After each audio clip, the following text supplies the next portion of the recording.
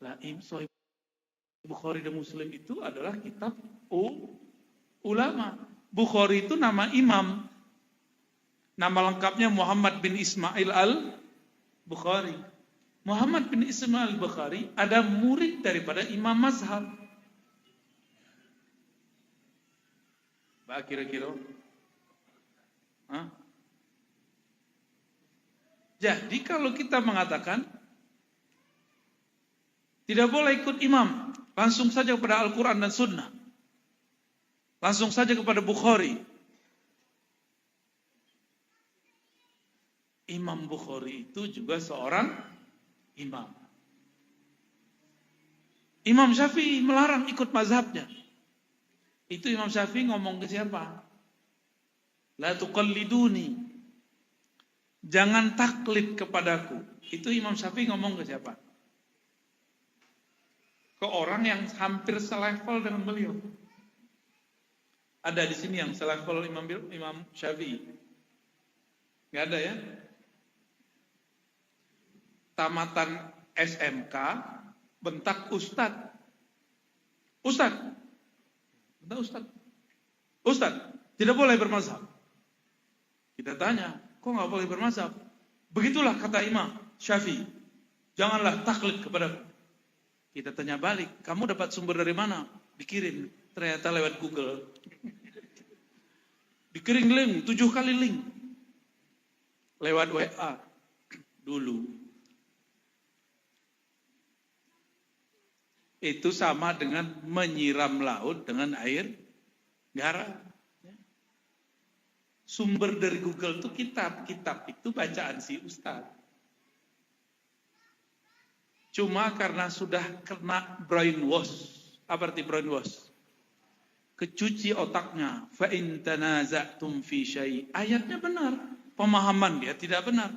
Jika kamu berdebat, kamu berselisih, kembalilah kepada Allah dan Rasul. Bukan kepada imam. Gitu. Itu kayaknya benar ya.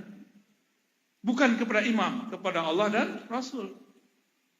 Allah berarti Al-Quran, Rasul berarti hadis Nabi. Kita tanya, Al-Quran lewat imam bukan? Yang pernah belajar qiraah sab'ah ada enggak? Qiraah 7 imam ada enggak? Nah, Al-Quran yang kita baca ini qiraah Imam Asim. Kalau tidak boleh ikut imam, tidak boleh baca Quran seperti yang kita baca sekarang. Ini yang cetakan Madinah ya, Mekah sama. Jadi teman-teman, sahabat-sahabat, jamaah yang dimuliakan Allah, banyaklah hari ini orang-orang secara zahirnya seakan-akan lebih nyunnah. Tapi batinnya ternyata tambah jauh daripada ahlus sunnah itu sendiri. Jadi judulnya agak gawat nih. Pak Apriyadi kayak judulnya judul orang Pekanbaru Duri itu ya. Selamatkan umat dari, apa judulnya? Ahlul bid'ah. Aduh, gawat itu.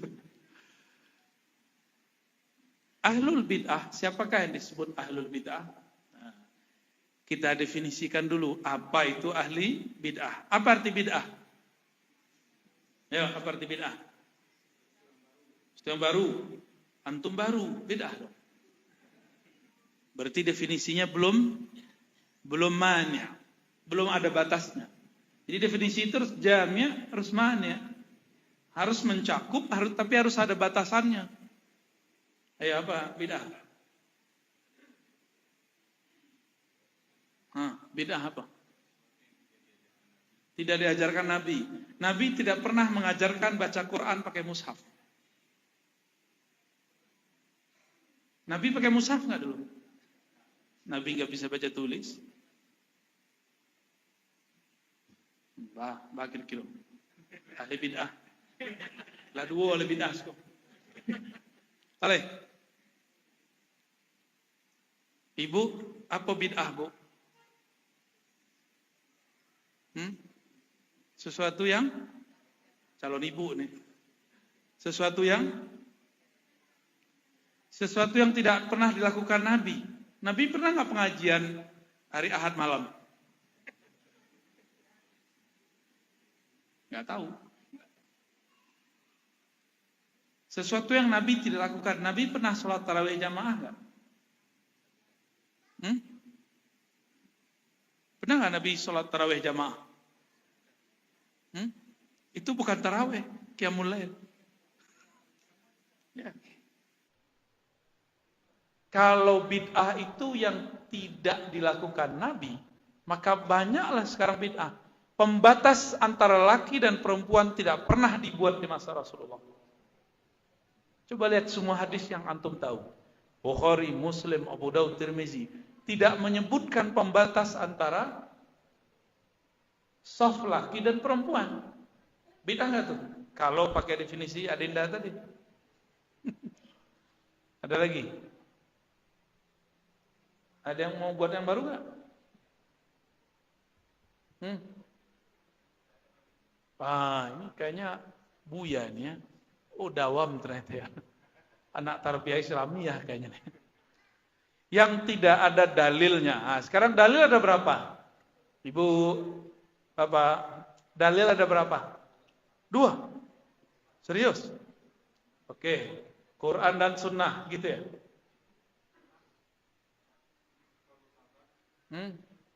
Waduh, loncat-loncat nih. Kata kawan, cuma Quran dan Sunnah. Di luar itu bukan dalil. Betul. Bermasalah nggak?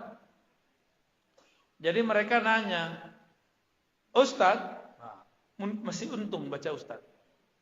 Kalau nggak habis tuh kawannya. Tunjukkan satu ayat saja di Quran mengenai dalil buat maulid. Dia kira kita ciut digituin ya. Tinggal pertanyaan balik. Bang, Mas, Dek, udah, Adia. Anda sholat subuh 2 rakaat atau 3 rakaat? 2 rakaat. Tunjukkan satu dalil di Quran kalau sholat subuh itu 2 rakaat. Jadi tidak semua pertanyaan harus dijawab dengan jawaban. Bisa pertanyaan dijawab dengan pertanyaan. Oh nah, itu ada di hadis, tunggu dulu. Kan pertanyaan ente, adakah dalil maulid? Kalau tidak ada di Quran berarti nggak ada. Ya sudah, kalau tidak ada di Quran berarti tidak ada. Sholat subuh 2 rakaat ada nggak di Quran? Jadi jangan sok-sokan, pakai logika-logika pendek untuk ngerjain ustadz. Ya. Ustadz tuh belajar usul fikih, belajar qawaid fikih, belajar mantik, lagi. Itu namanya bunuh diri, tahu? Sama kayak orang bom bunuh diri namanya. Konyol.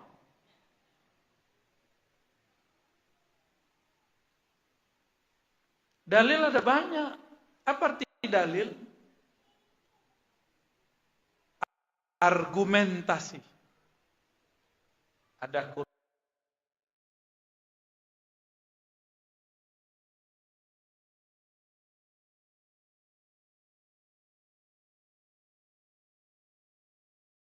Quran, ada sunnah, bukan hadis. Kalau hadis, itu semua yang tentang Nabi hadis.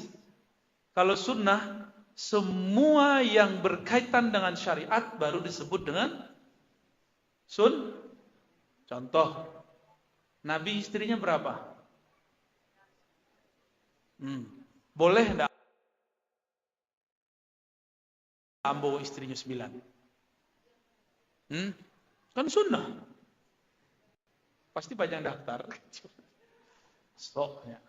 Geran. Boleh enggak kita laki-laki ini nikah istri 9? Boleh enggak? Hadis Sahih Bukhari loh. Ya enggak boleh. Karena itu tidak masuk sunnah. Itu masuk kepada hadis. Kalau disebut sunnah, kalimatnya diganti. Sunnah khasah. Ditambah. Sunnah khusus untuk Nabi Sallallahu Alaihi. Kalau ahli usul fikih mengatakan disebut dengan hadis. Ya. Hidung Nabi mancung atau fueshek? Hah? Mancung. Berarti yang berhidung pesek ahli bid'ah dong. Terlahir sebagai ahli bid'ah. Kan nggak begitu. Itu namanya apa namanya? Sifatun Nabi. Ciri-ciri Nabi. Nabi itu jenggotnya full nggak? Jenggotnya full. Beda kayak kita kan, cuma dikit sini ya. Karena keturunan Ahong. Tapi benci sama Ahong. Tapi handphonenya handphone Ahong, Oppo, apa lagi tuh? Itu handphone apa tuh bang? Oh Samsung. Tapi made in China. Nah, diproduksi di China. Energinya habis untuk hal yang gak penting-penting.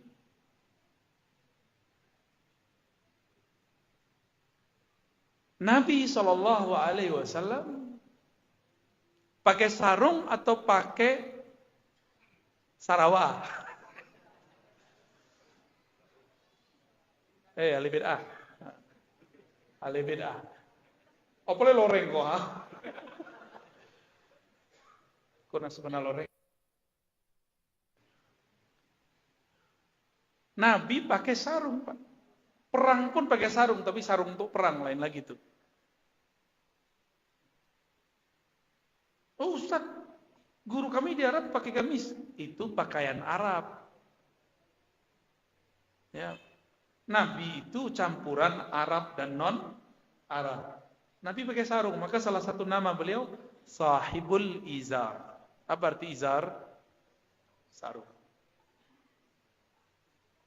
Habis itu nampaknya apa-apakku ke surau, ke Basaruang, ke Basaruang, ke Kantua Basaruang. Bako Basaruang, kece arazi, Nabi itu kama-kama Basaruang. Ibu-ibu dan demo kamu nanti. Ajan diundang je buya tu lah. Sasek laki waj. Tapi kini orang ingin mengamalkan sunnah jingkrang, tapi enggak pakai sarung. Setengah-setengah mengamalkan sunnah. Jadi kalau ingin ke bajingkrang pakai sarung, ya. Wah, ambo cium-cium tangan itu nanti. Waduh, ahli sunnah. Ahlus sarung. Jamaah yang dimuliakan Allah.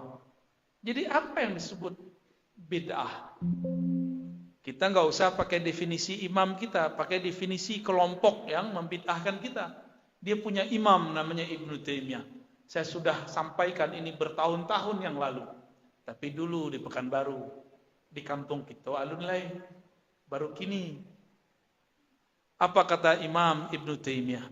Wafat tahun 728 Hijriah. Ini 1443 Hijriah. Beliau punya kitab judulnya Iqtida Siratil Mustaqim. Ya, kita ulang-ulang supaya masuk jadi pemahaman. Al-bid'atu ma lam yadulla alaihi dalilun syar'iyyun. Bid'ah itu sesuatu amalan, keyakinan, perbuatan yang tidak ada dalil syar'inya. Dalil syar'i ada 4 yang disepakati. Ada lebih dari 10 yang diperdebatkan ulama. Berarti banyak enggak dalil? Banyak. Cuma dek kawan dalil itu Quran dan Sunnah saja. Ulama menyebutkan 4, dia bilang 2. Ulama menyebutkan lebih dari 10, dia sebutkan cuma 2. Al-Quran 1.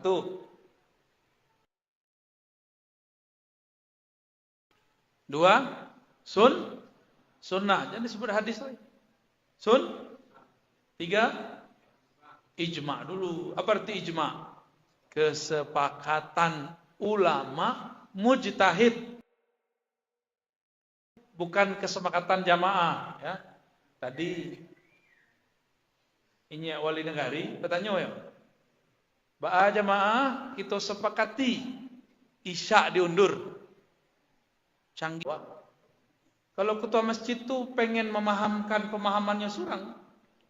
Di masa Rasulullah sunnahnya isya ditakhir. Tapi dek kawan baru mengerti Awak takhir seketek berang-berangnya. Ya.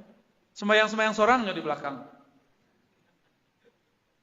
Komat-komat sorang di belakang. Kadang-kadang ustadz sedang ceramah itu udah bentaknya. Woi, sholat. Ketua masuk. Ketua masuk. Itu kiamat. Nabi itu, kalau beliau sholat isya, selalu diundurkan. Bukan tang masuk isya, enggak. Jarang-jarang beliau di awal waktu isya. Antum bisa lihat semua hadis Nabi. Kecuali jika umat telah berkumpul untuk sholat jamaah. Kalau kita sedang berkumpul untuk ngaji dulu. Ya. Baru dengar ya hadisnya. Jadi kalau seandainya kita nanya kepada orang tua-tua, gak usahlah jauh-jauh di sini ya. Kami dulu ke Pelambayan, apa namanya dulu? Palembayan. Isya dulu di situ kami sembahyang jam 9. 9.10 lah.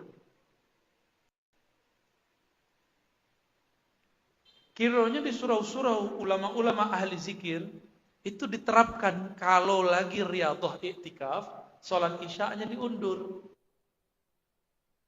Protes. Afdhalus shalah fi awwali waqtiha.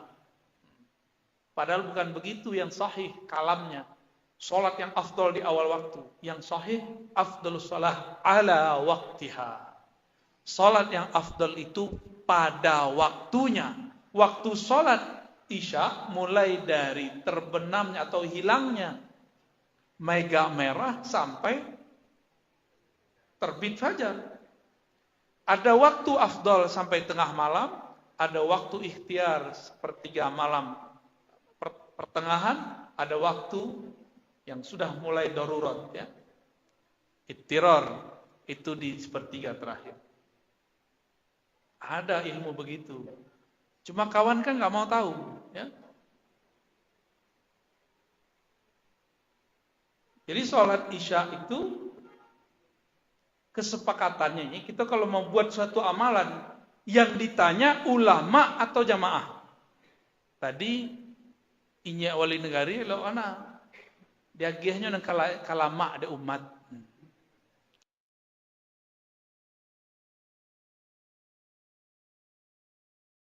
Kalau ambo enggak. Nang kalama dalil.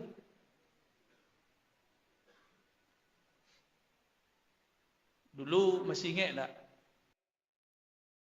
Di masjid kau dulu kalau tarawih berapa? Dari awal 23. Kini jadi sebalik.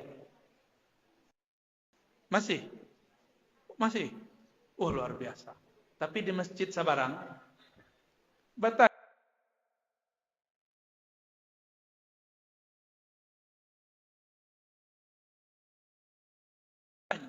Ketua masjid ba'a jamaah 23 atau sebalik. Jamaah tanya. Urusan ibadah pertanyaannya dalil. Dalil kepada ahli dalil, bukan kepada jamaah. Ya enggak? Jadi yang ditanya siapa seharusnya?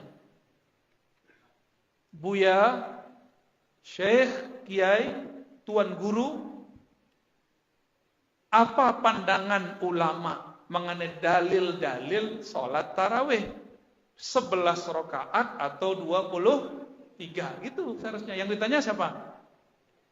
Ulama, bukan ubaru.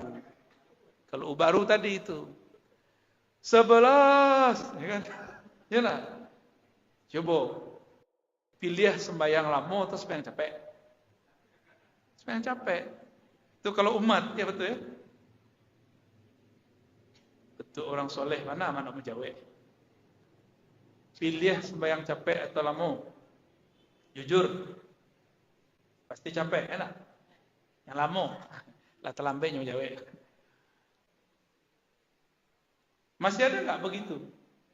Masih banyak ya. Ini pengurus masjid juga Pekanbaru. Dulu begitu.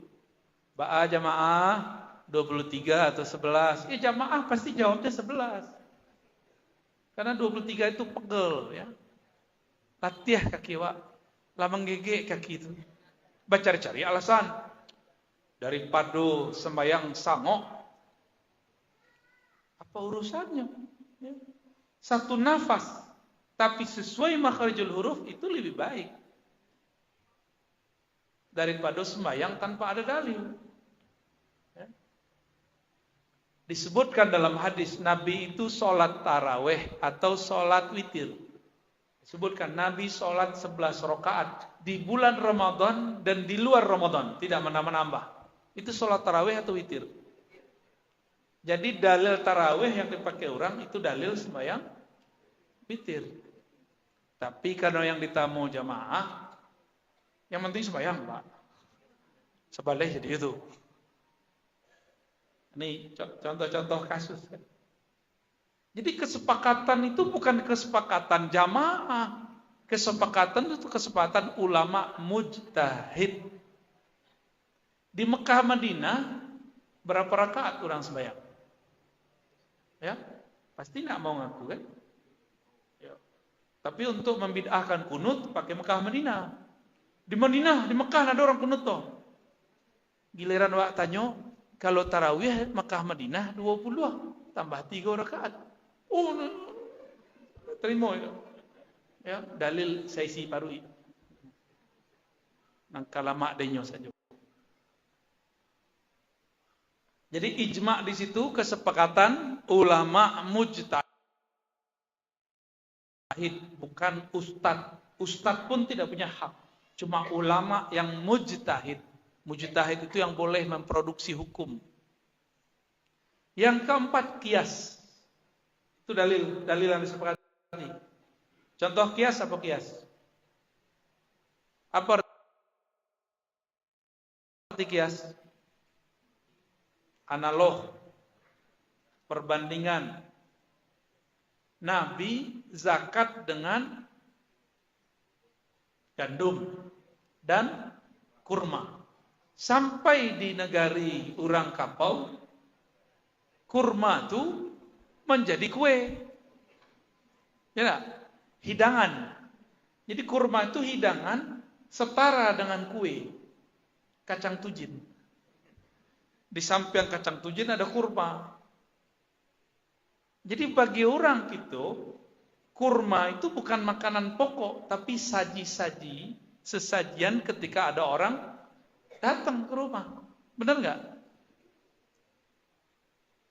Maka kalau ada orang kapau berzakat fitrah dengan kurma, zakatnya tidak sah. Apa sebab? Zakat fitrah itu artinya zakat makan pokok. Makanan pokok orang kapau kali nasi hijau. Basi itu nasi. Yo, kalau awak zakat, pakai basi. Pakai apa? Pakai nasi yo. Pakai nasi atau katan? Kalau enggak juga katan gitu. Tergantung makanan pokoknya apa. Di zaman Rasulullah tidak ada orang yang zakat fitrah dengan duit. Hari ini kawan-kawan zakat fitrah dengan aplikasi bank mobile banking. Kecik kawan, bank tu haram. Itu bisik-bisik selalu anak. Kalau bank haram, semua produk dari bank wajib diharamkan. Fulus dari bank enggak? Berarti orang tuh tidak bisa makan dong. Ini harus pakai hidup gaya barter. Diambilnya pisang, dijualnya ke pasar untuk membeli barang. Tapi kawanku mengharamkan suatu setengah-setengah, dia tidak mengerti. Mengharamkan bank, tapi tidak mengharamkan produknya. Apa produk bank? Yang paling kita cinta. Lebih cinta daripada pasangan. Dibawa kama-kama. Kalau pasangan, tidak dibawa kama-kama. Tuh, nama gesek-gesek. ATM-nya enggak? Kan pitih dari bank tuh. Nah, di situ panjang loh ceritanya nanti itu. Ya. Apa kira-kira? Lazan saya tuh. Pak, kita tanya jamaah. Lanjut. Itu dalil yang disepakati. Coba dihafalkan. Quran, ijma, Al-Quran, sunnah, ijma, qiyas. Sampai ya. Ini ada dalil yang dipakai sebagian imam yang bersanad kepada Rasulullah, tapi tidak dipakai oleh imam yang lain yang juga bersanad kepada Rasulullah. Contoh, Imam Malik, guru dari Imam Syafi'i. Imam Malik berguru kepada murid sahabat. Di antaranya Nafi'. Siapa di antaranya? Imam Nafi'. Imam Nafi' berguru ke murid sahabat, kepada sahabat namanya Abdullah bin Umar, Abdullah bin Abbas, Abu Hurairah. Maka beliau mengatakan, amal ahli Madinah adalah amal sahabat Rasulullah sallallahu alaihi. Maka muncullah satu kaidah oleh Imam Malik.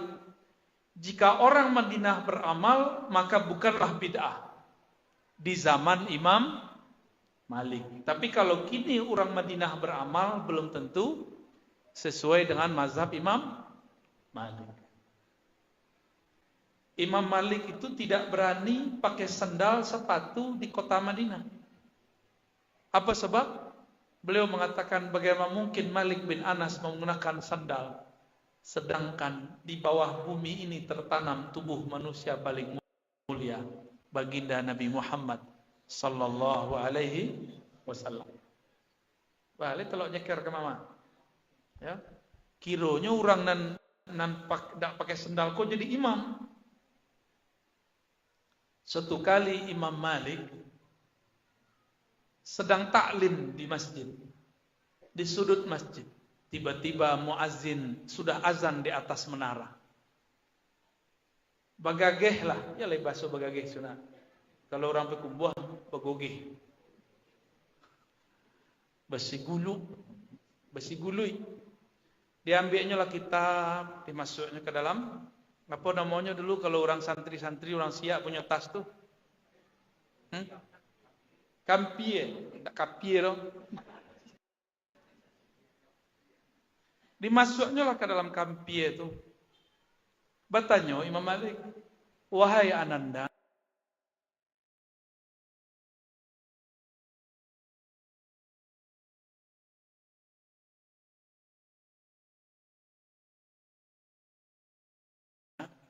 hendak mau kemana engkau? Elok-elok Imam Malik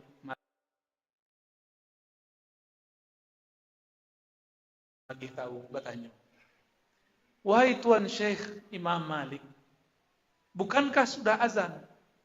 Berarti kita sudah harus segera sholat. Nah, kok makanan empuk kok? Bertanya Imam Malik, wahai Ananda, apa hukumnya sholat sunat, sholat berjamaah? Apa hukumnya? Wajib atau sunat? Sebenarnya hukum itu mustahab atau mandub ya, tapi dah jadi bahasa awam. Apa hukumnya sholat berjamaah? Wajib atau sunnah? Dijawab lah de santri kok, sunnat wahai tuan guru. Ditanya balik, apa hukumnya belajar ilmu? Wajib wahai tuan guru. Inyo tadilah tagak duduk alia. Jawabannya itulah sebenarnya kaji. Oh berarti kalau orang azan, awak sedang mengaji, kita lanjutkan pengajian kita. Sampai kini di Masjidil Haram, Masjid An-Nabawi, selesai azan, taklim lanjut gak? Lanjut. Nah, dia tidak pandai bahasa Arab kan tidak pernah ikut. Kamu pernah ikut. Walaupun yang berkalam itu, yang ngajar itu imam-imam Wahabi, tapi kamu dengarkan. Walaupun mereka nggak mau ikut dengar taklim kita kan, kita dengerin taklim dia. Waktu itu ada yang nanya, ya Syekh, ma hukmu isti'mali subha? Apa hukum menggunakan tasbih? Tuh. Lah sampai di Masjidil Haram, itu aja tanya baru. Nggak level. Nggak berkualitas. Jauh-jauh ke Makkah, Madinah, pertanyaan masih seputar tasbih. Tidak berkualitas. Persoalan-persoalan kecil dibawa ke Makkah, Madinah. Banyak ongkos mah. Ya, ancak agi saya pitino ke kami kan. Ya, kita jawe ada 5 dalilnya. Ya. Banyak dalilnya. Bah kira-kira. Ke Makkah, Madinah, barang ongkosnya Bapak Ibu travel 25 juta. 30. 30 VVIP jumbo ya. Kemarin setor. Ambil lagi dalil nanti. Pakai bahasa Arab mau jawab nanti. Bil Arabiyah al-fasihah. Kita kok terlalu melebih-lebihkan orang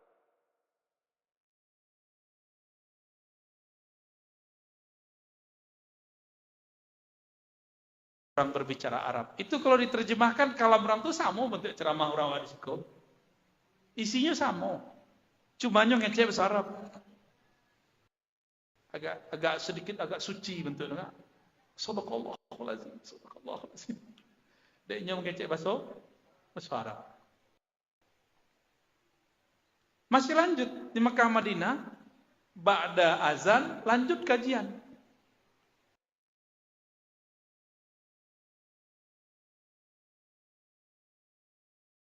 Sebab antara azan dan qomat ada sekitar 15 sampai 20 menit.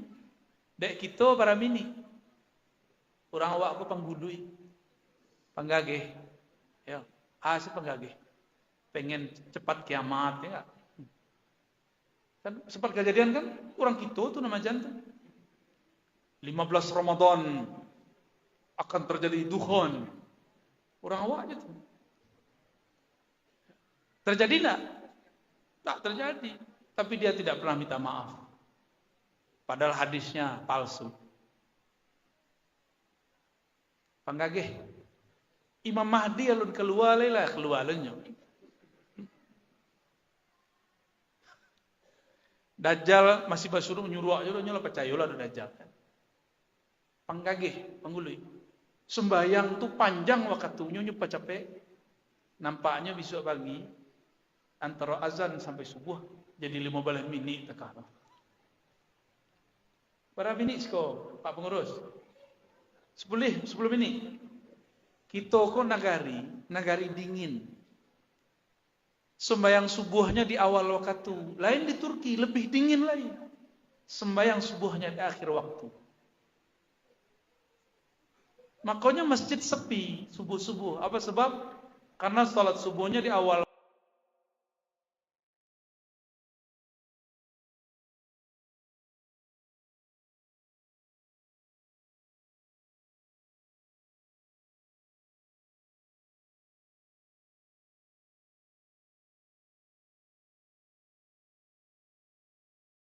waktu, setelah azan antara qomatnya cuma 7 sampai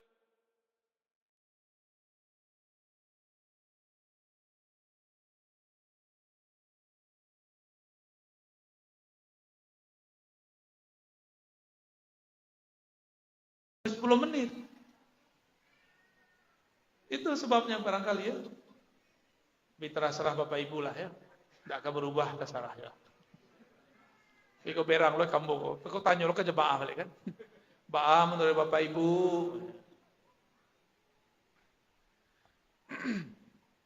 Ada dalil namanya urf. Apa arti urf?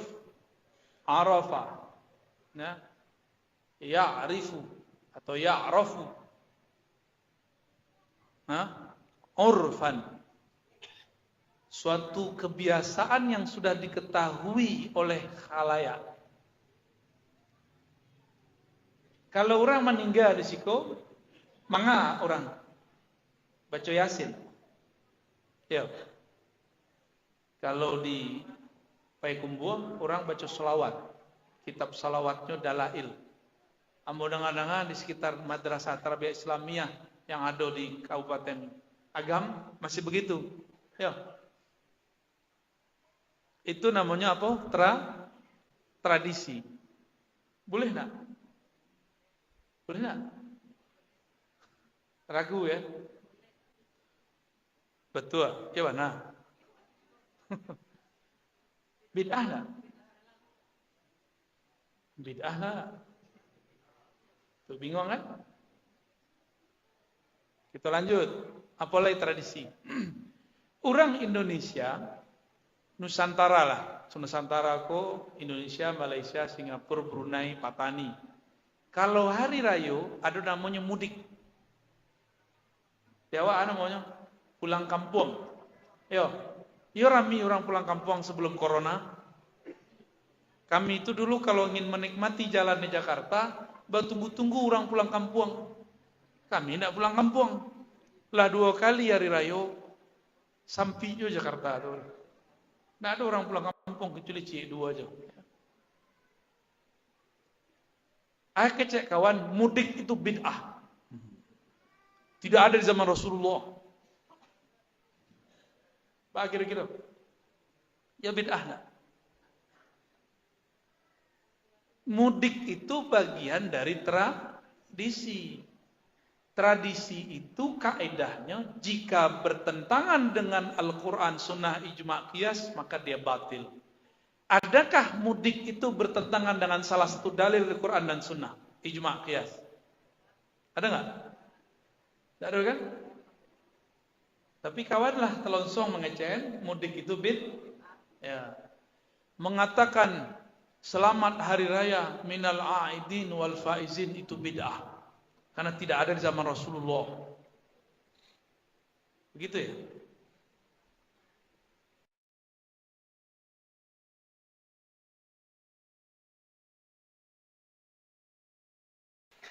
Betul. Nabi kalau bersobok apa Nabi bahasanya? Marhaban. Ya. Kalau sobok pakai apa? Selamat datang. Tuh, bid'ah enggak? Nabi tidak pernah menyebut selamat datang. Nabi bacanya apa? Marhaban. Oh asabui. Boleh nak? Kembali ke hari raya. Boleh menyebut minal aidin wal faizin. Apa arti minal aidin wal faizin? Itu kalau orang ngerti bahasa Arab, itu kependekan dari doa. Allahumma ja'alna minal aidin wal faizin. Ya Allah, jadikan kami orang yang kembali ke dalam maghfirah ampunanmu dan faizin, yang mendapatkan fauz. Apa arti fauz? Kemenangan. Boleh tak? Boleh saja. Kan bagian dari doa. Doa boleh tak? Tapi dek kawan itu bid'ah. Ya, banyak lagi bid'ah. Karenanya tidak faham apa yang disebut uruf. Uruf, ya.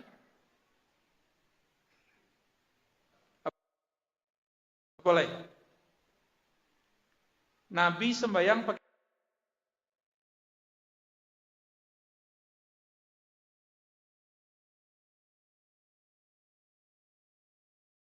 apa tadi? Sarung atau celana? Itu bagian dari apa? Tradisi. Bertentangan enggak sembahyang pakai celana itu dengan sholat pakai sarung? Bertentangan enggak? Tapi kalau bapak ibu apa-apa kau pakai training sembahyang Jumat, sah kan? Kalau jadi khotib, apa kira-kira? Berarti secara tradisi tidak elok, walaupun sah. Kawan kau ingin mengikuti sunnah Nabi. Nabi sembahyang pakai sarung, inyo sembahyang pakai celana gunung. Oh, mohon maaf kok, kontan-kontan, cash kita katakan. Kalau ingin ikut Rasulullah, ikutilah pakaian Rasul. Jangan cuma jingkrangnya, tapi juga pakaiannya.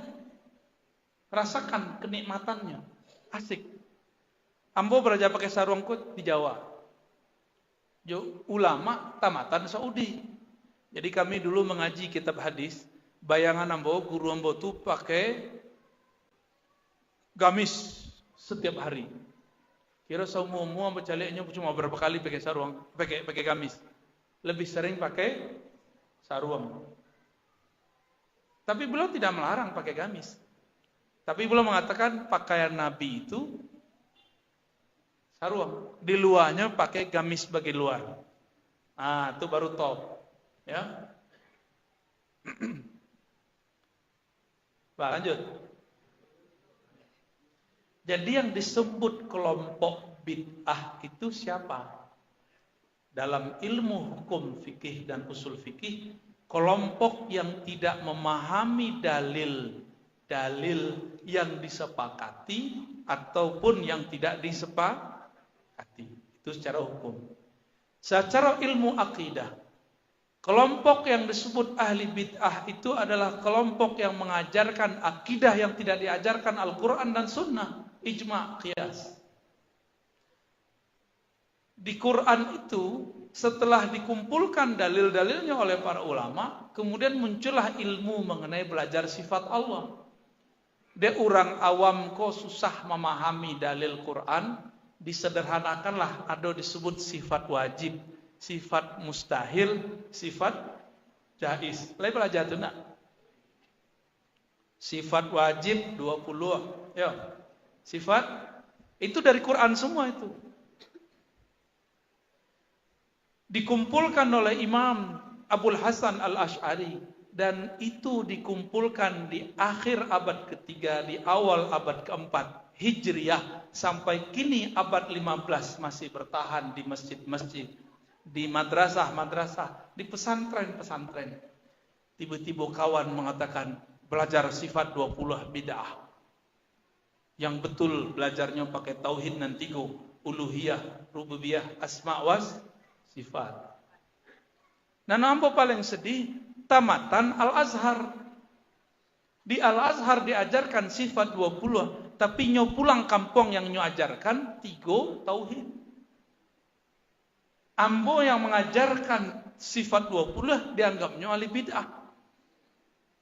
Ar-Razi itu ahli bid'ah, akidahnya Jahmiyah, majan sifat 20. Berarti nyo sedang ingin mengatakan guru-guruku di Al-Azhar adalah ulama yang sesat. Ya nak? Sebab di Al-Azhar orang pakai sifat 20. Percaya tak? Di Al-Azhar itu menggunakan kitab Al-Iqtisad fil I'tiqad karya Imam Abu Hamid Al-Ghazali. Ya. Imam Nasafi, macam-macam imam. Baru percaya. Di Al-Azhar itu diajarkan bermazhab. Kawan pulang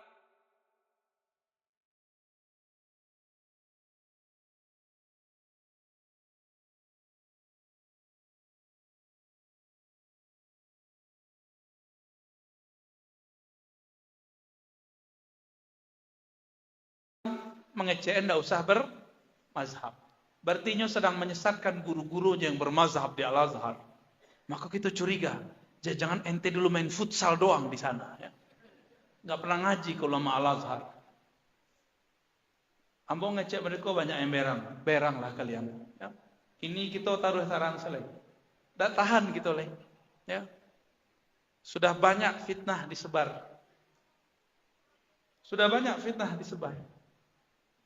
Kini kita hitam putih. Ya. Tunjukkan kitab-kitab yang engkau pelajari di Al-Azhar. Ya. Lalu tunjukkan ajaran yang engkau ajarkan sekarang. Balai. Kalau bahasa kasarnya pengkhianat terhadap Al-Azhar. Sedih nggak kita? Dulu berangkai, mohon maaf, itu uangnya umat. Ya. Datang kemana-mana. Umat senang. Pelita Sulah Nagari akan tambah gadang. Pulang-pulang dipadamkannya.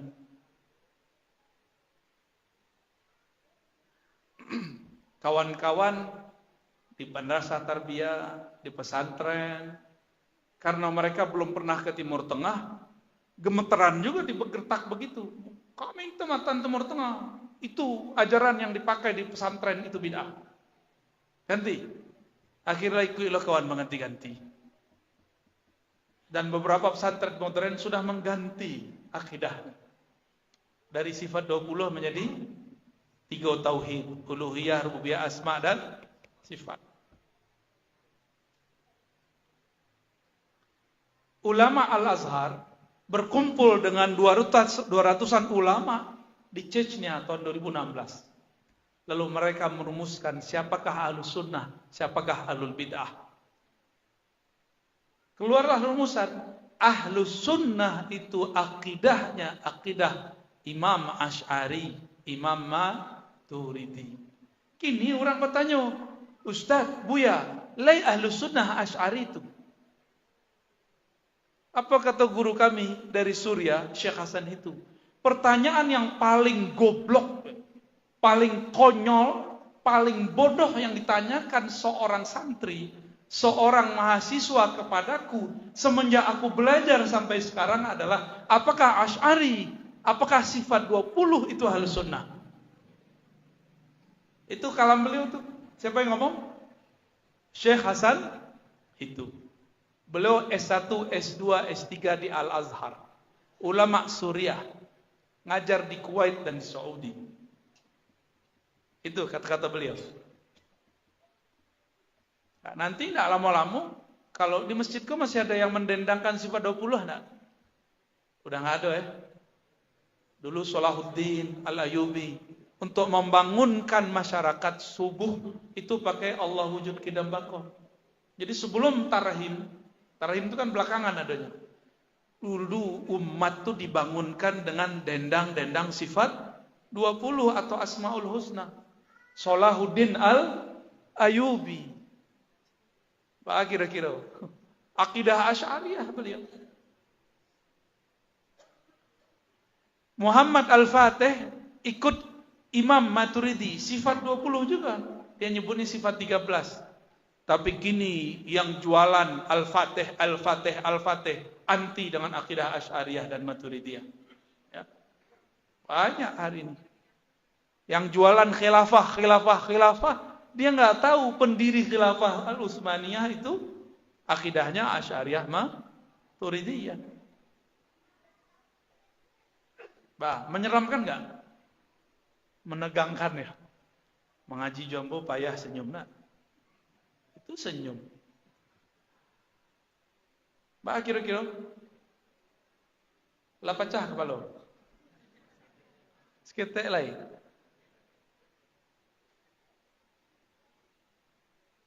Apa kesepakatan ulama? Hasil ijtima ulama 2016. Ahlus Sunnah itu Asy'ariyah Maturidiyah. Ya, itu. Di luar itu mereka mengatakan Wahabiyah tidak masuk. Makanya kemudian ulama Wahabi di Saudi marah-marah. Ya. Marah-marah, kok kami gak dimasukkan? Dijawab oleh Syekh Ahmad Thayyib, ulama Al-Azhar, pimpinan Al-Azhar sekarang. Apa kata beliau? Kalian kok pura-pura gak tahu? Bukankah kalian dari tahun-tahun sebelumnya telah mengeluarkan kami dari Ahlus Sunnah, padahal kami sudah lebih dahulu menegakkan ajaran Ahlus Sunnah. Buka kitab Syekh bin Baz, Syekh Saleh Fauzan, Utsaimin, Albani. Mereka semua mengatakan Asy'ariyah Maturidiyah bukan Ahlus Sunnah. Kok kaget ketika ditanggapi, di-counter oleh ulama Asy'ariyah Maturidiyah? Justru kalian yang mengeluarkan kami dari Ahlus Sunnah. Sekarang kami balas. Gitu. Maka saya berharap nanti ulama-ulama Tarbiyah Islamiyah, NU, Parabe, Muhammadiyah, itu kumpul lagi. Ya. Kumpul lagi. Karena virus ini sudah mulai muncul. Mereka mengeluarkan dulu Syekh Sulaiman Rasuli yang mengajarkan sifat 20. Ayah Buya Hamka, Haji Rasul mengajarkan sifat 20. Syekh Ahmad Khatib Al-Minangkabawi, beliau bertawassul dan mengajarkan sifat 20. Mursyid Thariqat Khalwatiyah, bermazhab Syafi'i. Mereka klaim Ahmad Khatib Minangkabawi seorang Wahabi, Salafi. Salafi dari mana? Ada gak Salafi yang bertawassul? Ada gak? Ya Allah, dengan berkat Nabi Muhammad kabulkan doa kami. Ada enggak Salafi yang begitu? Syekh Ahmad Khatib Al-Minangkabawi, mufti mazhab Syafi'i di Mekah. Beliau pembukaan kitab dan penutup kitabnya menggunakan tawassul. Buka kitabnya tentang waris. Biografi beliau isinya tentang ada tawassulnya, dan beliau mengajarkan sifat 20. Bah kira-kira Buya Hamka mengajarkan sifat 20. Yang mendirikan Dewan Dakwah siapa? Muhammad Nasir, mengajarkan sifat 20. Bung Hatta belajar waktu kecil sifat 20. Pendiri Parabe mengajarkan sifat 20. Sebut semua. Sekarang mereka mau bilang belajar sifat 20 Allah wujud kidam bako itu bid'ah. Bah kira-kira. Kadiam jolai. Yo. Ustadz, kami pengen aman-aman aja Ustadz. Gak mau konflik. Mau begitu? Ya sudah, berarti gak ikut berjuang bersama kita. Ya. Siap-siap nanti masjidnya hilang. Bangunannya, aduh, masjidnya hilang.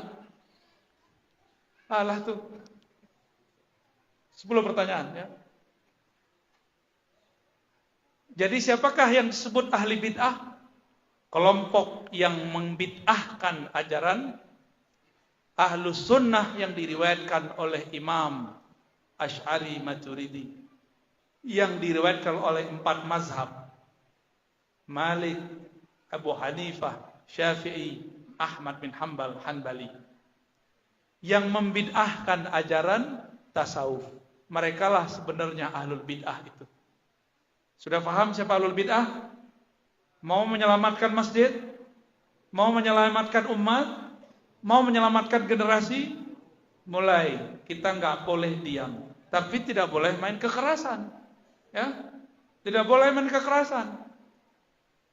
Cuma mereka mulutnya keras. Biarlah muridnya kare. Ati wa jani kuilo kare. Ya. Kira-kira itu ada beberapa pertanyaan.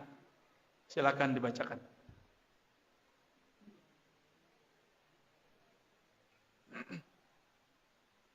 Buya, ada pertanyaan. Pertanyaan pertama, saya mau tanya Buya, saya Yazid Khori, alumni PTIQ, mahasiswa Buya. Mau tanya mengenai konon di akhir hayat Buya Hamka masuk tarekat.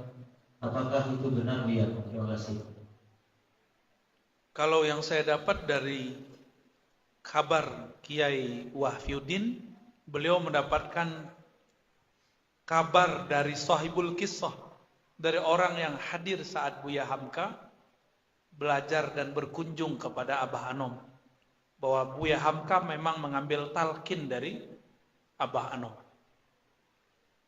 Itu kabarnya dari sana ya. Kebetulan 2 minggu pas minggu lalu saya baru pulang juga dari Abah Anom ya. Tapi terlepas dari itu, Buya Hamka itu sudah sufi sebelum ke Abah Anom.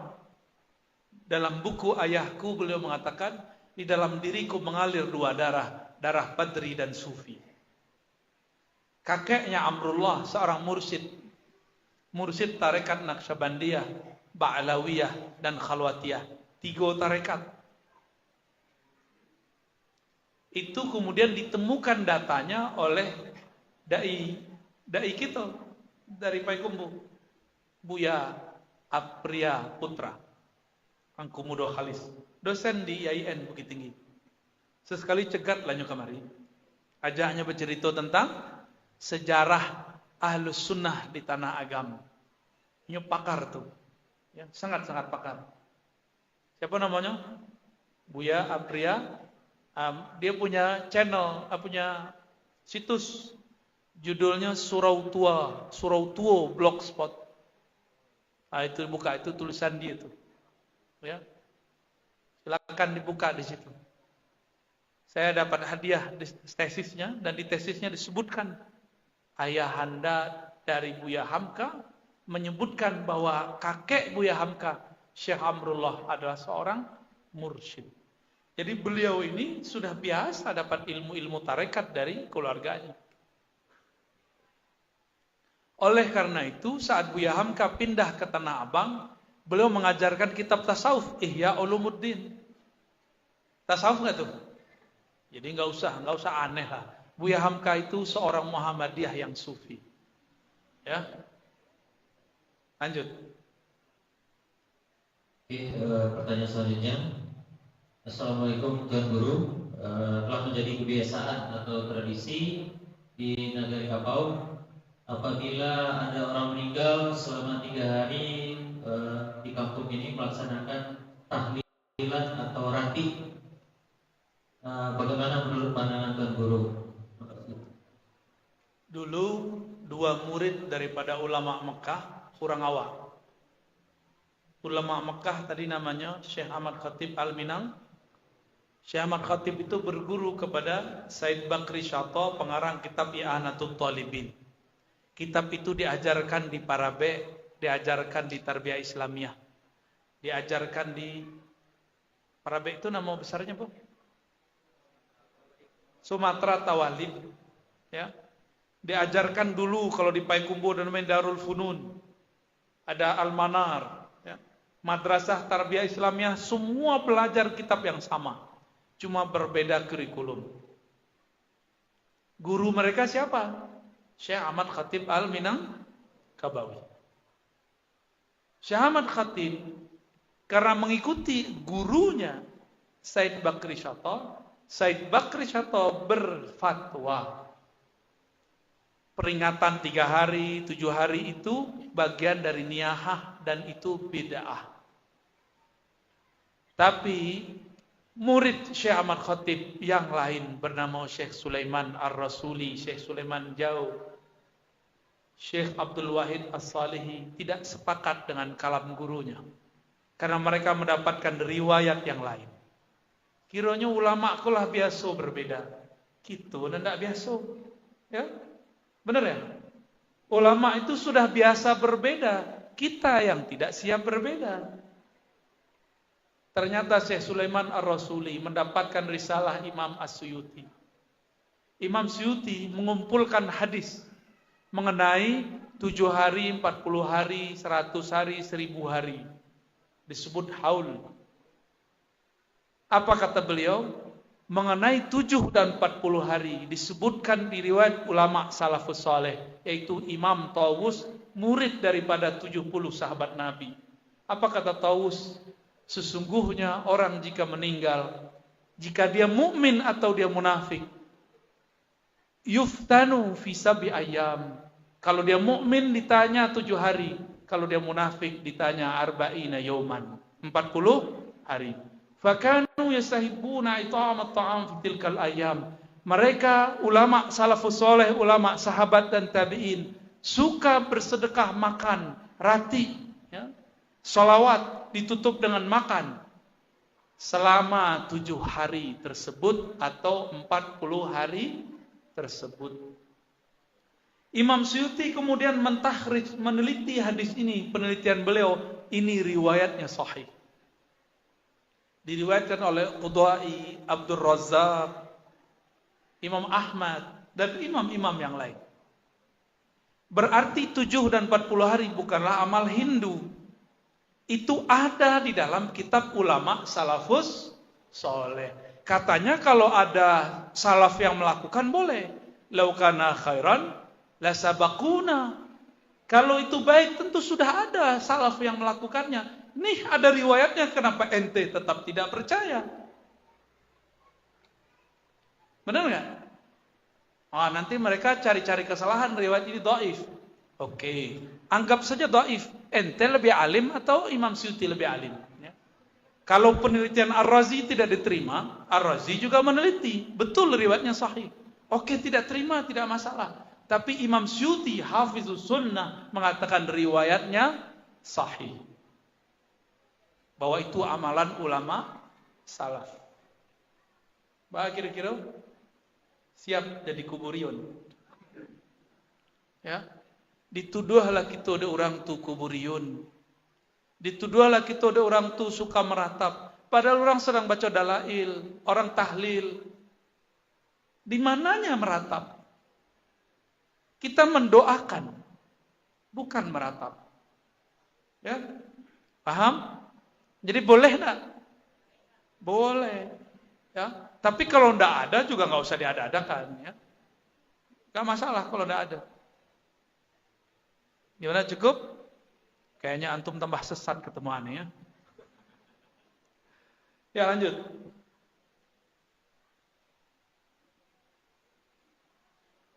Assalamualaikum Buya, saya mau bertanya, mohon maaf ini di luar tema. Bagaimana cara mencari mati yang sebenarnya Buya? Karena dalam ilmu hidup ini kita disuruh mencari mati. Mohon pencerahannya Buya. Terakhir bisa nanti dimintakan doanya Buya. Siapa bertanya kok? Pagi ya Buya. Padih mana? Nabi itu bukan nyuruh mati. Nabi itu mengatakan uzkuru hadimal ladzat ay al-maut. Ingat-ingatlah sang pemutus semua kelezatan, yaitu kematian. Itu ada di hadis Imam Muslim. Diinge-inge iyo, dikaja-kaja jan. Satu kali ada seorang sahabat dalam hadis Bukhari dan Muslim. Sakit, lalu minta mati. Mati selawat. Matilah den. Ada nggak orang begitu? Ya, cilako lah den. Ya begitu nak. Apa kata Nabi? Qulu khairan, fa innal malaikata yu'minuna ala ma taqulun. Katakanlah yang baik-baik karena malaikat mengaminkan apa yang engkau kalamkan. Ya. Jadi jangan berkalam yang aneh-aneh. Kau kalau mau rekojo mati deh. Tunggu aja masanya. Udah merituju mati matinya begitu. Bukan itu ya. Yang dimaksud Nabi, ingatlah pemutus semua kelezatan. Kalau orang lah mati, le asik jo piti itu. Tak. Ibnu Umar mengatakan kalam seperti ayahnya Umar radhiyallahu taala anhuma. Apa kata mereka? Hadisnya sahih. Tapi bukan hadis Nabi, disebut hadis mauquf. Mutu qabla an tamutu. Matikanlah dirimu sebelum mati. Jadi itu bukan kalam Nabi ya. Itu bukan hadis Nabi, itu kalam siapa? Sayyidina Umar. Maksud beliau, ingat-ingatlah mati sebelum kamu belajar, sebelum kamu mati. Belajarlah mati yang baik sebelum kamu benar-benar mati. Acara mati nanelo, tidurlah dalam hati yang baik. Kau pengen mati kan orang itu kan yang nanya? Sebelum tidur, ingat peganglah do. Ya Allah, hari ini aku tersinggung oleh si fulan. Hari ini aku sakit hati sama Salafi. Aku katakan ya Allah, aku tidak membenci Salafi manapun ya Allah. Ya Allah, pagi ini, pagi tadi, siang tadi kami bertengkar ya Allah. Tolong hilangkan gores-gores hati dalam jiwa kami ya Allah. Itu beraja mati namanya. Ya, jadi doanya nggak usah pakai bahasa Arab. Pakai bahasa yang kita pahami. Tidak baso-baso malaikat tapi orang tidak paham. Cek beliau. Kami maja Sahih Bukhari 2 jam pakai bahasa Arab. Beliau bisa bahasa Arab tapi sekoge. Bahasa orang pakai kumbah. Cek beliau bahasa orang Mekah. Tidak ngerti wak. Ya, bahasa orang Mekah.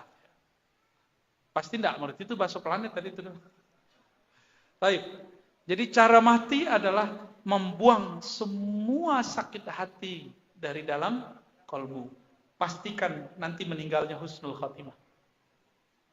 Jadi sebelum lalu jangan simpan kebencian. Apalagi benci ke laki, benci ke bini. Cakap wak je suami istri kau. Sebelum tidur buang semua emosi. Siap tak?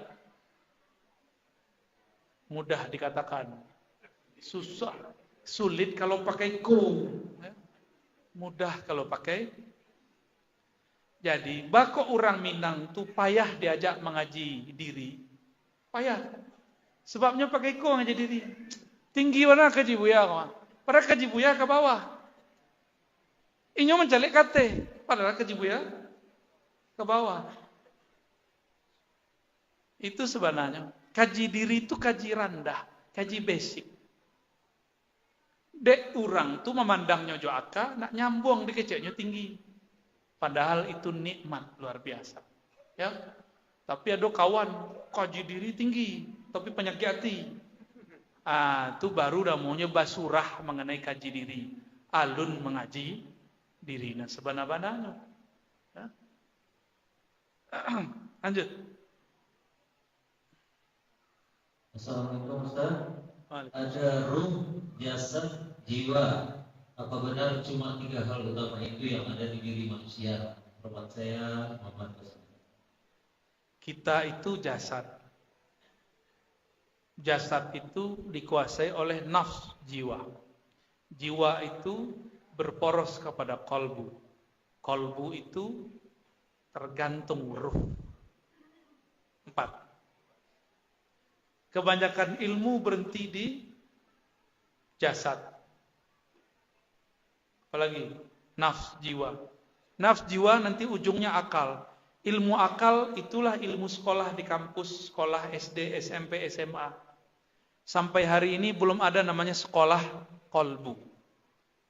Giliran ada sekolah kolbu namanya tarekat, surau sulu, surau tarekat, surau sufi, dibid'ahkan de ahli akal. Berarti orang tuh sayui akalnya. Sebab menyempurnakan akal harus belajar kolbu. Lahum qulubu ya'qiluna biha. Pembeda abadi antara hewan dan manusia. Hewan itu berakal tidak dengan kolbu. Sedangkan orang yang berakal, yang hakiki, dia berfikirnya dengan kolbu. Paham? Berarti untuk kolbu wajib belajar ilmu tasawuf. Jadi tasawuf itu wajib dipelajari, bukan sunat. Bukan wajib, bukan sunat. Wajib. Wajib hukumnya. Tapi bertarekatnya tidak wajib. Yang wajibnya apa? Bertasawuf. Tidak mesti tarekat tertentu. Yang penting belajar tasawufnya. Tapi bisa nggak belajar tasawuf tanpa tarekat? Ngaji-ngaji aja paling. Ya. Talqin zikirnya nggak dapat. Teknik praktisnya tidak dapat. Alah. Assalamualaikum Buya, saya ingin talqin zikir dan berguru sama Buya. Bagaimana caranya Buya? Kapan dan di mana Buya? Terima kasih. Di negara kita banyak mursyid. Silakan mambiak kaji talqin kepada para mursyid. Kalau kamu tabok lendong lo galih orang itu. Bukan begitu. Mursyid itu mursyid kalau bisa yang ada di tempat kita, ya. Jadi tidak susah mencarinya. Kalau ingin kemencas kolbu, tidak jauh-jauh lah. Dan ambo untuk talqin tidak bisa langsung, kecuali sir kolbu sedang berbicara. Ajarkan, tanpa asbab pun kita ajarkan. Cuma itu jarang-jarang. Ya. Diceliak-celiak benar orangnya dulu. Talqin zikir itu permata lebih mahal daripada emas. Tapi kalau diberikan kepada umum, khawatir seperti anak kecil, dianggap kelereng. Dimain-mainnya di luar. Ya. Padahal itu permata. Disimpan kalau bisa. Bukan dimain-mainkan. Maka guru-guru mursyid kalau mentalkin jangan asal-asal talkin, diseleksi dulu murid. Jangan nafsu mentalkin murid. Mentalkin kok pakai nafsu. Ya. Mentalkin itu pakai nur. Ya, nur itu adalah isyarat dari Allah Subhanahu wa Ta'ala. Tidak usah nafsu banyak murid. Ya. Tidak usah bangga punya murid jenderal, murid pejabat. Imam Sya'rani mengatakan, dulu di zaman-zaman belum ada sosmed,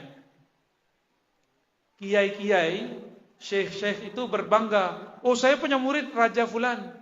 Saya punya murid Jenderal Fulan. Karena dulu belum bisa show up di Facebook. Coba di zaman Imam Sya'rani ada Facebook. Si kiai itulah posting murid-muridku, para jenderal. Ya. Kita bayang, ya. Euforia orang bamuri pejabat. Padahal pejabat itu kebanyakan berguru. Itu kalau tak sasak. Kecuali pejabat yang kolbunya salim. Kami pun ketemu yang salim-salim itu aduh. Bagus. Tapi kebanyakan enggak. Manjalang ke pilkada, datang ke Buya. Kironya Buyanya ke dilamar lo kurang ajar kan? Buya terpadaya pulau, kecek kawan. Kalau ndak Buya sialai Buya. Layo lo Buya menyalonkan pulau Buya tu. Kironya hasil coblosan cie pulau, inyo pulau na mencoblos diri inyo. Ndak ada orang lain yang mencoblos.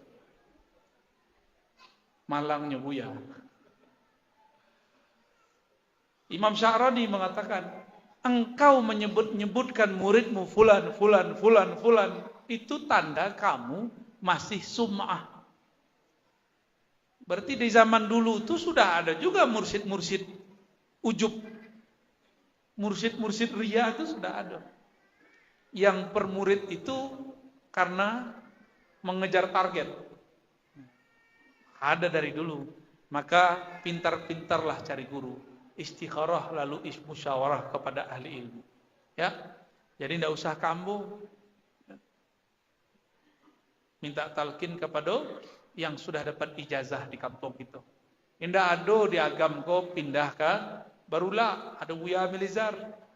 Nah ada ke Pekumbuh. Pekumbuh itu setiap kelurahan itu ada mursyid. Setiap kelurahan minimal mursyid nalah bakubuah.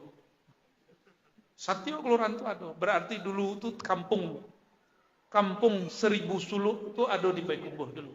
Cuma kini lah berubah. Lah berganti mazhabnya. Ya lanjut. Ada pertanyaan dari Pak Charles. Doa dan harapan semoga Ustaz dirahmati Allah. Amin. Yang pertama, bagaimana sikap kita sebagai akademisi terhadap karya Ibnu Taimiyah dan Ibnu Qayyim? Yang kedua, pertanyaannya apakah mungkin ada cabang ribat Nauriyah di Sumatera Barat? Cabang apa? Saya kolektor karya Ibnu Qayyim dan Ibnu Taimiyah. Tapi saya juga mengkritik Ibnu Taimiyah dan Ibnu Qayyim. Nanti orang nanya, ente siapa? Kok berani kritik Ibnu Taimiyah? Apa jawaban kita? Ibnu Taimiyah itu seorang ilmuwan. Saya sekolah sebagai seorang ilmuwan. Maka saya punya otoritas untuk menyetujui dan mengkritisi seorang Ibnu Taimiyah. Tidak ada masalah. Kecuali antum bukan seorang ilmuwan, seorang muqallid, taklid. Kalau sudah qala Syekhul Islam, tidak boleh dikritik. Kan begitu kawan. Katanya tidak boleh taklid ke imam. Kita kritisi Ibnu Taimiyah berangnya.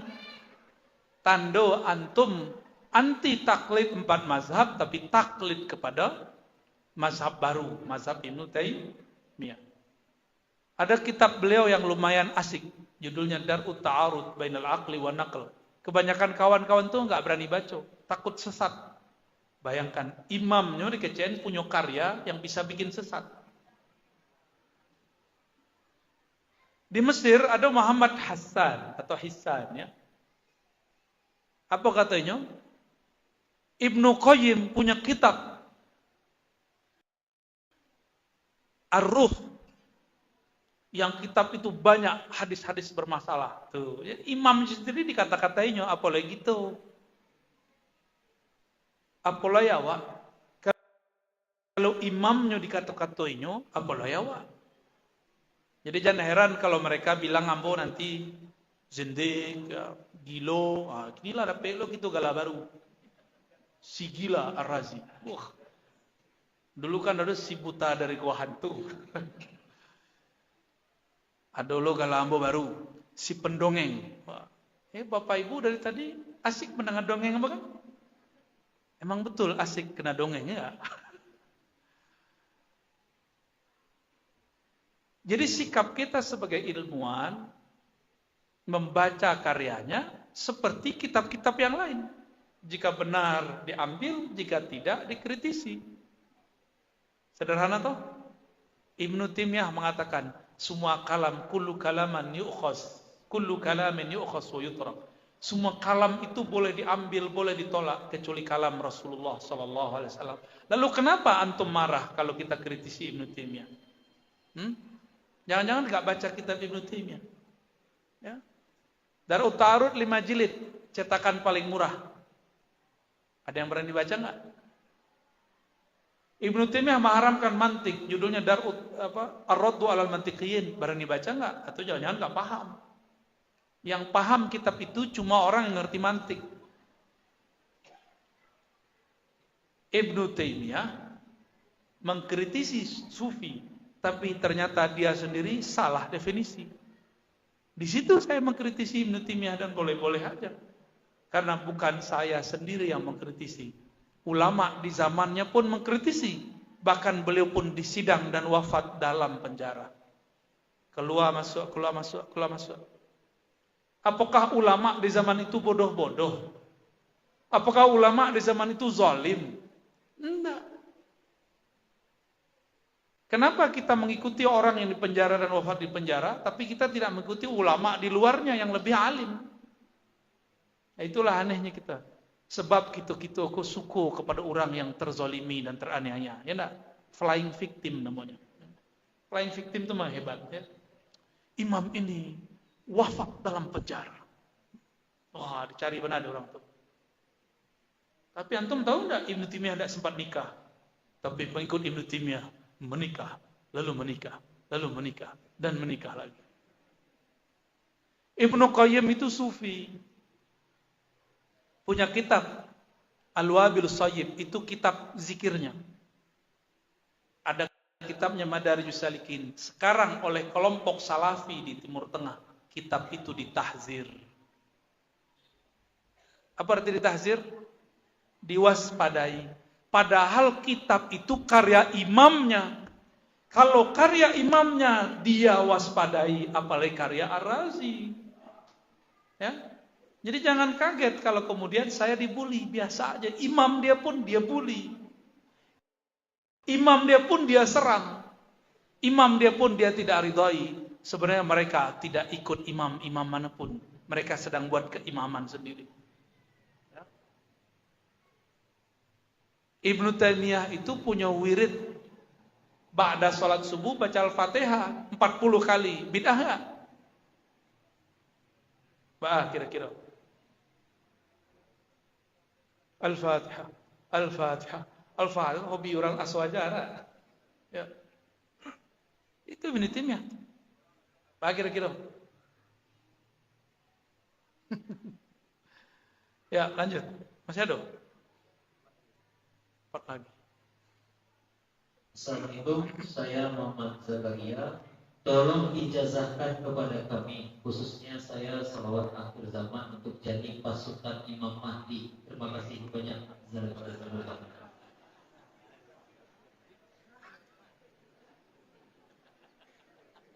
Judulnya tidak ada Imam akhir zaman. Bagus. Kini kolah akhir zaman. Bumi sudah tua. Peradaban pun sudah puncak. Kini segala macam alahado di genggaman, ya nak? Ingin berangkat ke Jakarta, pencet-pencet saja di tangan. Keluar tiket. Ya. Teraga awak makan, pencet-pencet, tiba makanan. Itu Nabi Sulaiman pun bingung tuh. Bah kok bisa umat Muhammad tuh? Jadi jangan-jangan para nabi terdahulu tuh mencari awak pakai handphone. Maka berdoa kan? Ya Allah, jadikan kami umat akhir zaman.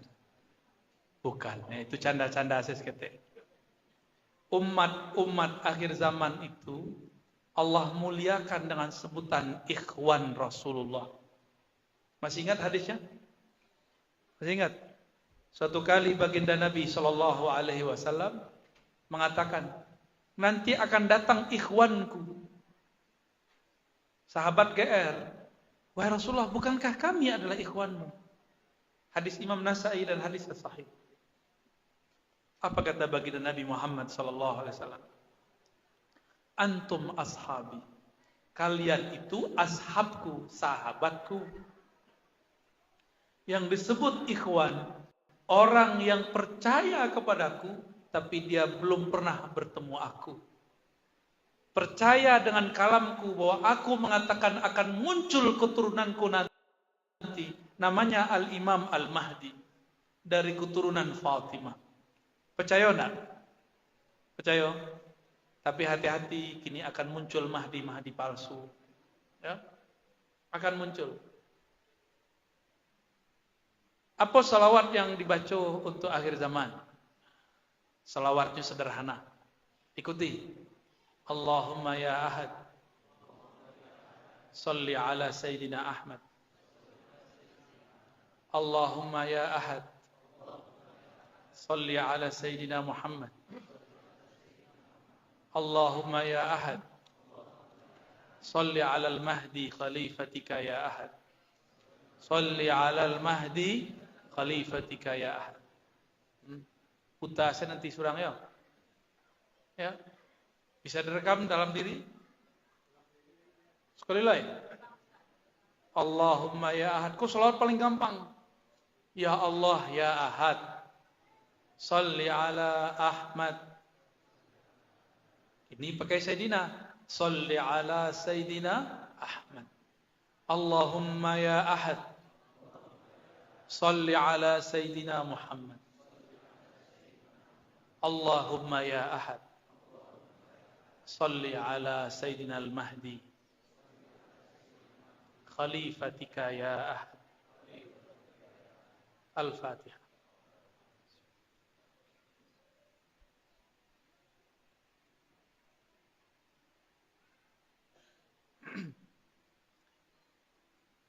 Saudi itu dulu baru berdiri secara utuh 1933, bergabung antara Hijaz dan Suud. Berarti Mekah dikuasai Wahabi tahun 33. 100 tahun lagi tahun berapa? 2033. Itu puncak nanti perjuangan kita. Ya, karena Nabi mengatakan, innallaha yab'atsu li hadhil ummah ma yujaddid laha dinaha. Ya. Innallaha yab'atsu, ya. Sungguhnya Allah akan membangkitkan, ya, setiap 100 tahun ada sekelompok umat, sekelompok orang yang mentajdid agama. Setiap 100 tahun.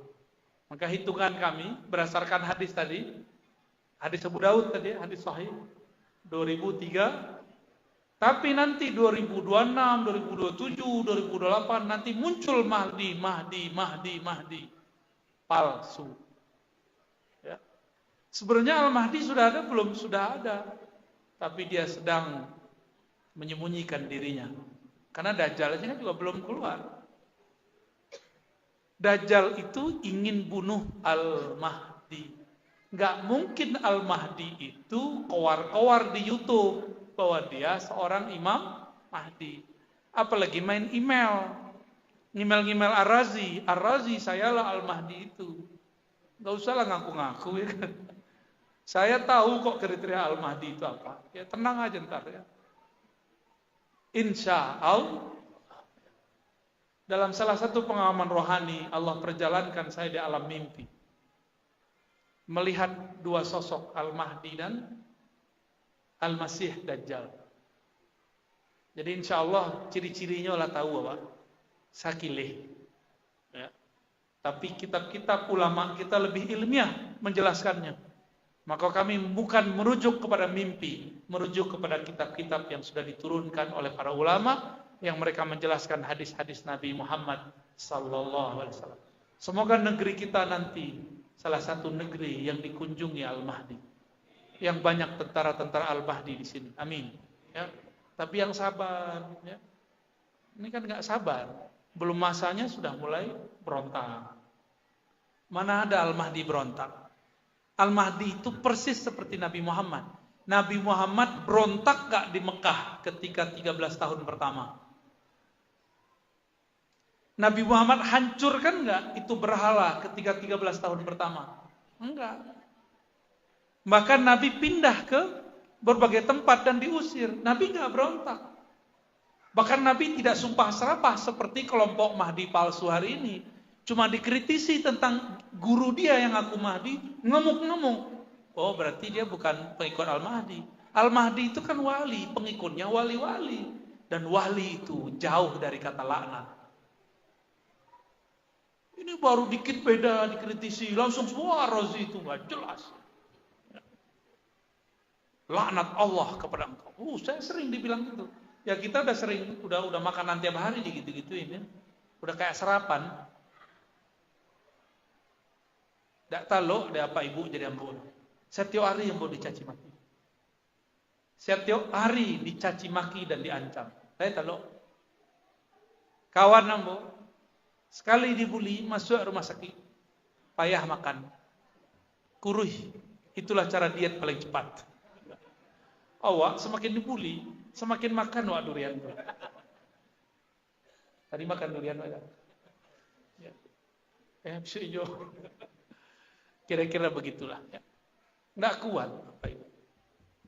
Tapi ambo sebelum dibuli kok sudah dibuli oleh orang-orang dekat. Ternyata itu latihan. Dilatih. Dokter apaan ente gitu. Udah biasa. Udah biasa digituin. Jadi sekarang kalau dibully udah biasa. Ya. Udah kayak parfum. Kalau nggak ada malah kita nanya-nanya, yang bully mana nih? Jangan-jangan kita udah nggak berjuang lagi nih. Ya. Gitu ya. Niat dalam hati. Selesai baca sholawat tadi, baca Al-Fatihah. Lalu katakan, ya Allah, ya, izinkan kami menjadi pengikut Al-Imam Al-Mahdi yang sebenarnya. So nanti Dajjal tuh ngaku Mahdi, ngaku Isa.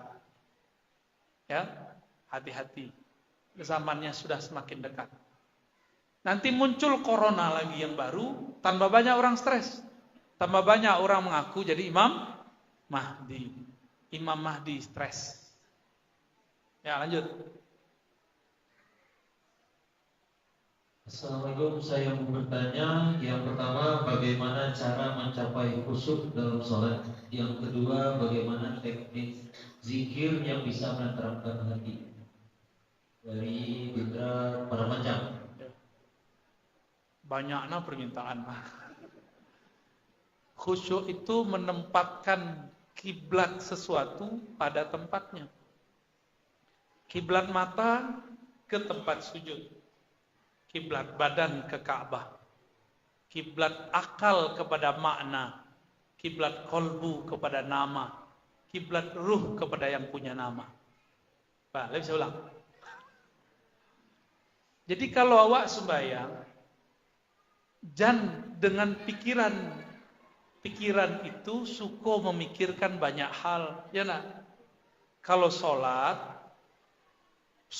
minimal dengan kolbu. Kolbu itu menyebut, mengingat nama Allah. Itu adalah awal dari khusyuk. Jadi apa teknik mudah untuk khusyuk? Belajarlah zikir kolbu. Dan negeri kita ini, Minangkabau, diberkahi oleh Allah dengan banyaknya ahli zikir kolbu. Itu buktinya banyak pengamal tarikat Naqsyabandiyah, Samaniyah, ya, Syatariyah. Mereka mengamalkan zikir-zikir kolbu. Itu cara cepat. Mau cara cepat kan? Nah, carilah mereka tuh gurunya. Jadi kalau diam itu kolbunya sudah punya makanan. Ya.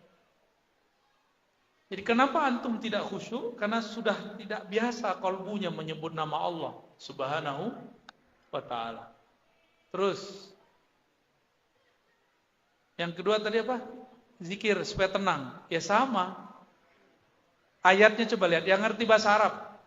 Ala bidzikrillah tatmainnul qulub. Dalam bahasa Arab, objek jika didahulukan berarti objek itu penting. Tambahkan terjemahannya menjadi hanya.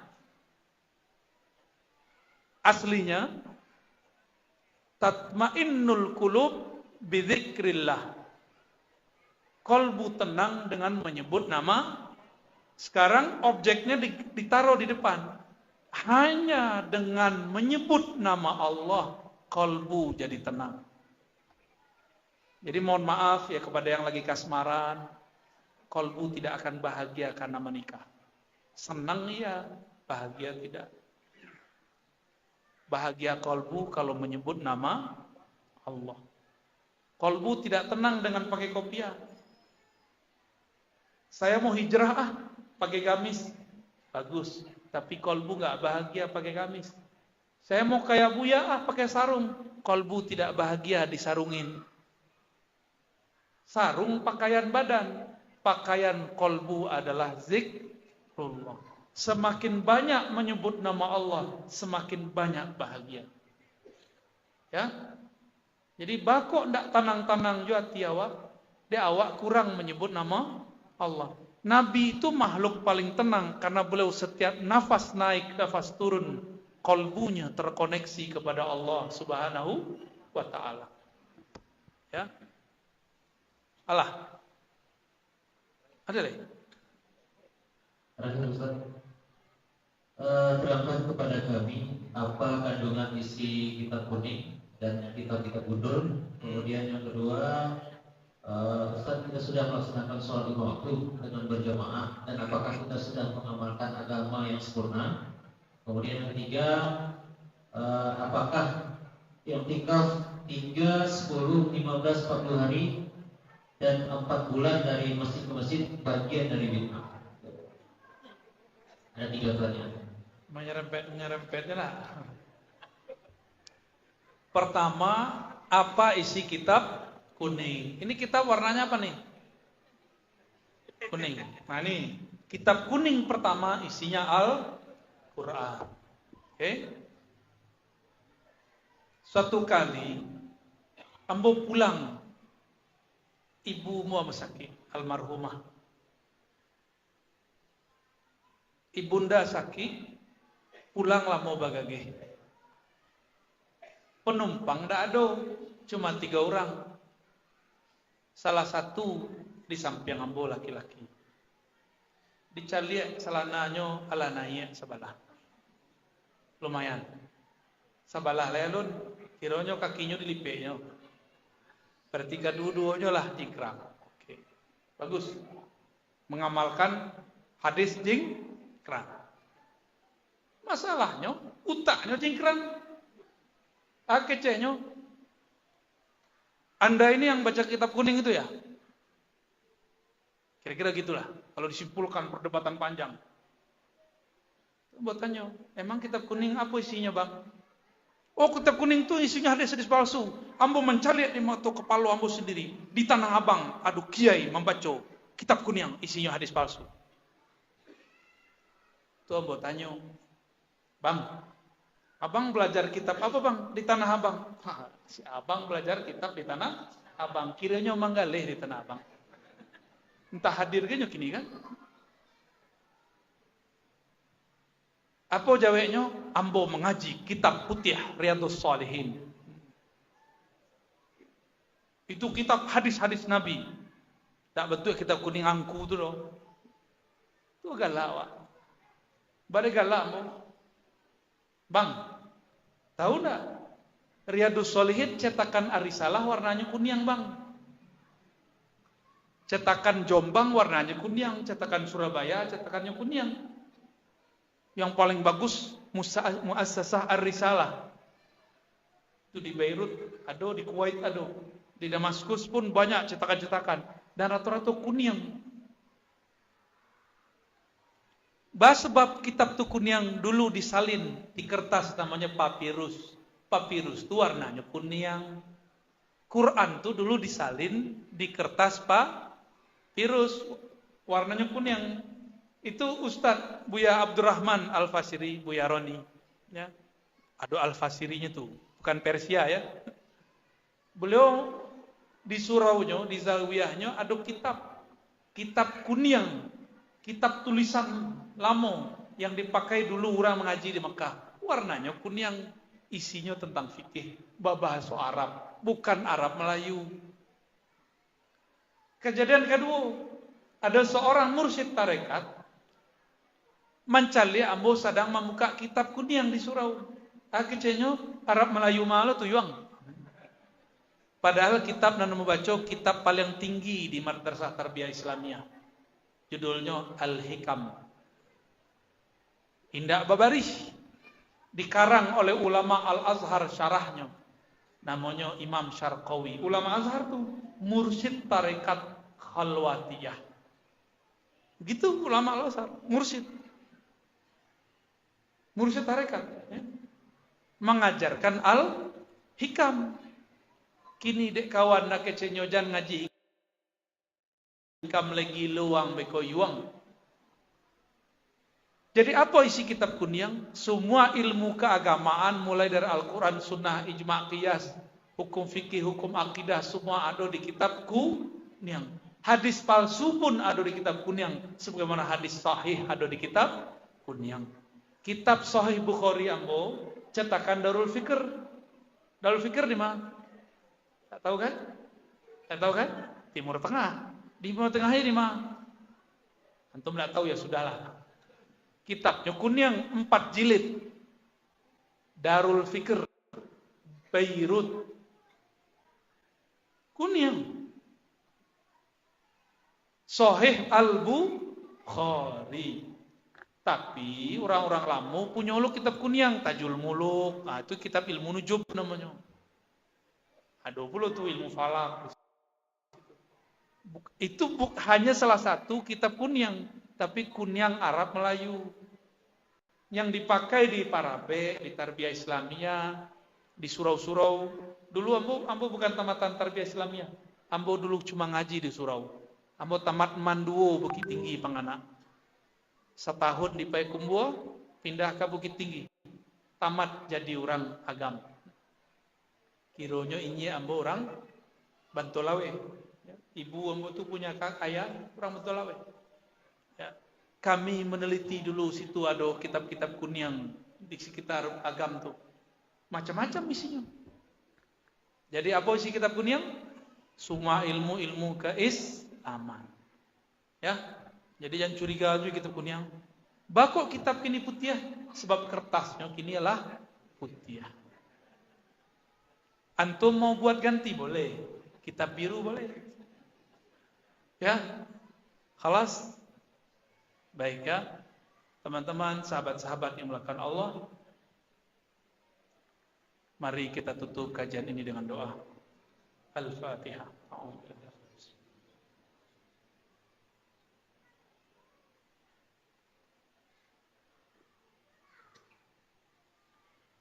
Bismillahirrahmanirrahim. Na'udzubillah min Allahumma ya Allah ya Rahman ya Rahim ya Karim. Shalli ala nabiyina Muhammad. Ya Allah yang Maha Penyayang.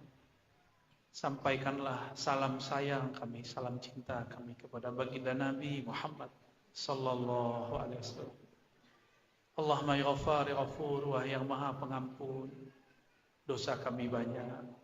Dosa zahir, dosa batin, dosa mata, dosa telinga. Dosa tangan, dosa kaki, dosa kemaluan, dosa pikiran, dosa hati. Engkau Maha tahu dengan semua dosa-dosa kami. Dosa kepada orang tua, dosa kepada pasangan, dosa kepada anak-anak, dosa kepada kawan. Dosa kepada orang yang membenci. Ya Allah, dengan kebesaran ampunan-Mu, maka kecilkanlah dosa kami dalam besarnya ampunan-Mu. Allahumma ya Allah yang Maha mengetahui isi hati kami, yang Maha mengetahui semua hajat kami. Kami hanya mengadukan hajat kami kepada Engkau ya Allah. Tapi kami malu ya Allah. Engkau lebih tahu apa kebutuhan-keperluan kami melebihi diri kami sendiri. Ampunkan kami jika berdoa kadang-kadang berburuk sangka kepada Engkau ya Allah. Allahumma ya Allah yang memandang kalbu kami. Maafkan kolbu ini kurang berzikir ya Allah. Di kolbu kami banyak nama-nama selain nama Engkau ya Allah. Ada nama pasangan, ada nama anak, nama pekerjaan, nama-nama selain Engkau ya Allah. Ya Rabb, imla qulubana bi asma'ik. Mulai malam ini ya Allah, penuhi kolbu kami dengan nama-namamu yang indah, sifat-sifatmu yang sempurna. Nur darimu, ya man huwa nur ala nur. Wahai cahaya, sumber semua cahaya, cahayailah kolbu kami, cahayailah pikiran kami, bimbing kami menjadi tentara Al-Mahdi. Rabbana atina fid dunya hasanah, wa fil akhirati hasanah, wa qina adzaban nar. Wa sallallahu ala nabiyyina Muhammad, walhamdulillahi rabbil alamin. Demikian dari kami, mohon maaf, dan nanti tidak usah salaman ya, pakai dada aja, gitu ya. Siap? Tidak usah foto-foto, bid'ah kata orang sebelah. Ya. Assalamualaikum warahmatullahi wabarakatuh.